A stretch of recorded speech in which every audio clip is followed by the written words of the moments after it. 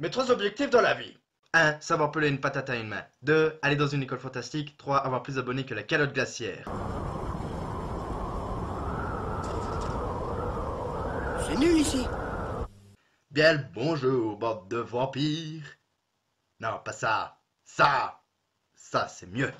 Aujourd'hui, je vais parler de Rosario plus Vampire. Mais qu'est-ce que c'est?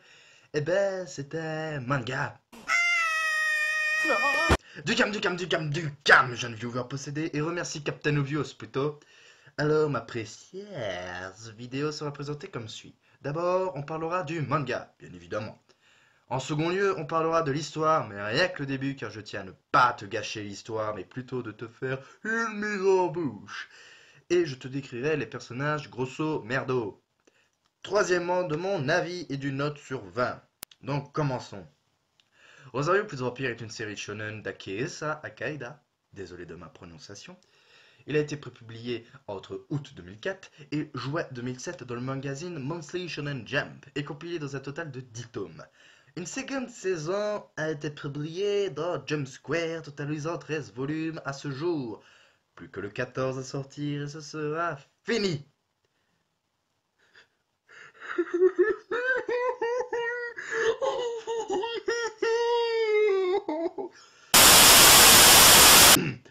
Le manga est édité en France par les éditions Toka, mais vu le succès du bazar, une adaptation anime fut créée. J'en parlerai plus tard de ce truc de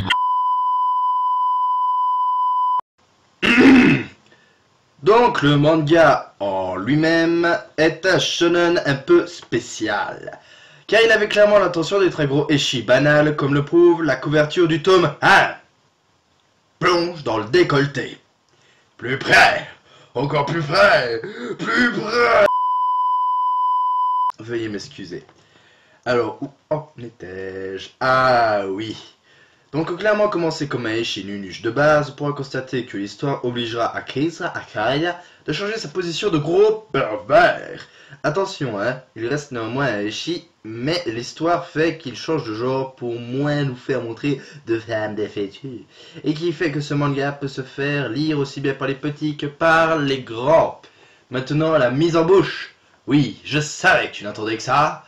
Alors, l'histoire commence sur Tsukune Ano, un garçon banal, avec une vie banale et des envies banales, qui a raté tous ses concours d'entrée au lycée, comme quoi il a le cerveau d'un petit pois. Heureusement, son père a trouvé un prospectus tombé dans la poche d'un prêtre juste devant lui. Moi, j'appelle ça du vol. Enfin, ce bout de papier lui assure une place au lycée UK. Sachant que yokai veut dire monstre en japonais, je ne te spoil pas en te disant que ce lycée est strictement constitué de monstres. Donc on retrouve Tsukune seul dans un bus.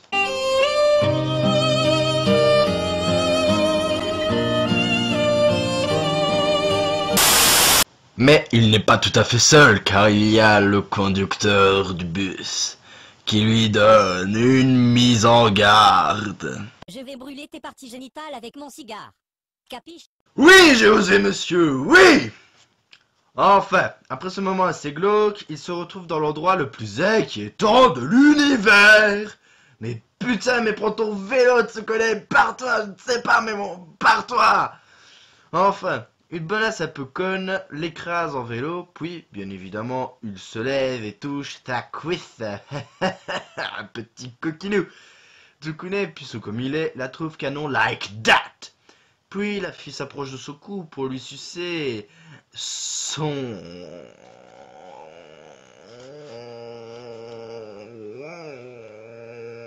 sang. Déception, hein, bande de vicelards. Enfin bref, elle lui suce son sang car c'est un vampire. Et oui, du nom de Moka Akashia. Tsukune flippe, mais son envie sexuelle reprend le dessus et lui dit qu'il n'est pas humain. Enfin, il rentre en classe et la chatte prof leur dit la bienvenue. Elle leur explique également les règles de l'école qui vont d'ailleurs régir le manga. 1. Ils doivent apprendre à cohabiter avec les humains. 2. Ils doivent garder leur forme humaine quoi qu'il arrive. 3. ne pas révéler leur véritable forme, même si cela, tout le monde s'en fout un peu, donc poubelle. 4. La dernière, tout humain qui découvriront ce lieu seront punis de mort. Autant vous dire que la première saison est surtout basée sur cette règle. Je ne vous en dis pas plus sur ce magnifique manga pour ne pas te spoiler ni te gâcher ne serait-ce qu'une particule ou que dis-je, un atome de ce manga. Mais non, je vous ai pas encore parlé des personnages principaux, voyons. Tu me prends pour qui? Alors, Moka Akashia, j'en ai déjà parlé, mais quelques précisions s'imposent. Alors, c'est une vampire qui porte un rosaire, c'est un petit objet servant à contrôler sa puissance, en la contenant, et que seul Tsukune, comme par hasard, peut lui enlever pour qu'elle puisse devenir une vampire plus forte et avec un meilleur décolleté. Kurimu Kurino, c'est une succube qui voulait ensorceler Tsukune pour faire chier Moka, littéralement. Ah, la jalousie féminine, quoi. Non, je suis pas macho. Non, je suis pas macho. Enfin, hélas, vu que le manga voulait être un ecchi à la base, comme je vous l'ai dit précédemment, c'est elle qui a hérité du rôle de la vache laitière. Yukari Sendo, c'est une magicienne surdouée amoureuse de Moka, puis au fil de l'histoire, elle sera amoureuse de Moka et de Tsukune. What? Je tiens à préciser qu'elle a 11 ans. C'est pas net à cet âge-là, les enfants. Ruby Tojo, on la voit moins que les autres, mais elle est tout aussi importante. C'est une sorcière masochiste et qui, grâce à cette compétence, oui, masochiste est une compétence, aidera Tsukune à devenir plus fort. L'île manga, tu comprendras. Mizore Shiryuki est une fille des glaces légèrement autiste mais gentille tout plein qui a tenté de violer Tsukune rien qu'une fois. Et ouais.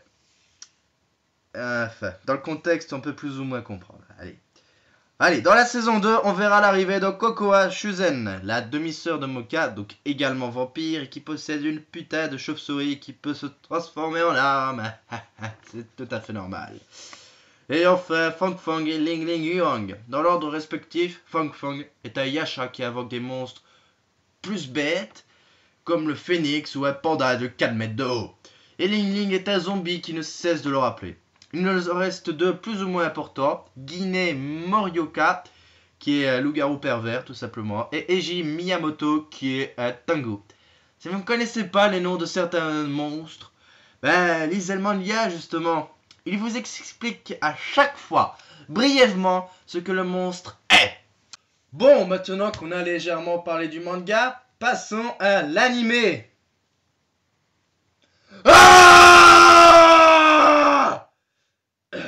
Je vais résumer en 2 mots. Petite culotte. Voilà, c'est tout, c'est fini pour moi. Merci. Non, allez. Cet anime te ruine l'idée même du manga. Je ne dis pas que l'anime est mauvais. Bon, si, un peu. Mais ne le regarde jamais après le manga. Ça te détruirait le cerveau et ta vie. Je n'ai même pas eu le courage de le regarder de nouveau. J'en suis traumatisé. Enfin, le manga s'éloignant du côté ecchi, lui, l'animé, ne fait que compter là-dessus et se roule dedans. Bon, ok, la saison 1 de l'anime est potable car elle suit les 3 fucking tomes. Et encore avec beaucoup de liberté. Et ne parlons pas de la 2e saison. Juste, regarde le père de Moka dans le manga, qui ressemble étrangement à Talion, et regarde dans l'animé. Ça te ruine toute l'image qu'avait le père dans le manga. C'est une merde. Bon, mon avis personnel maintenant. Le manga écrit est juste génial. Le dessin est assez simple au début, puis il devient juste magnifique. Franchement, magnifique. Et l'histoire est juste captivante. J'ai hâte de voir le dernier volume paraître et un peu triste que ça se termine. Et je remercie Ekeisa Akaida de tout mon cœur pour ces belles années. À ce qui paraît, il travaille sur un nouveau projet. J'ai hâte de voir. Et mon avis sur l'animé, Petite culotte. Les notes maintenant. Sans attente, je donne 17 sur 20 au manga pour tout ce qu'il a apporté. Donc, cours te l'acheter. Et l'anime, culotte sur 20. C'était Sam Sama. Pour te servir. N'oublie pas de commenter, de dire si tu as aimé, de partager et d'aimer. Encore un grand merci. Et à la prochaine, tout le monde. Comment ça, j'ai oublié de parler quelque chose d'important? De la fin de Naruto? Eh ben, d'accord. Je vais un peu résumer, d'accord. Lapin. Hakukin no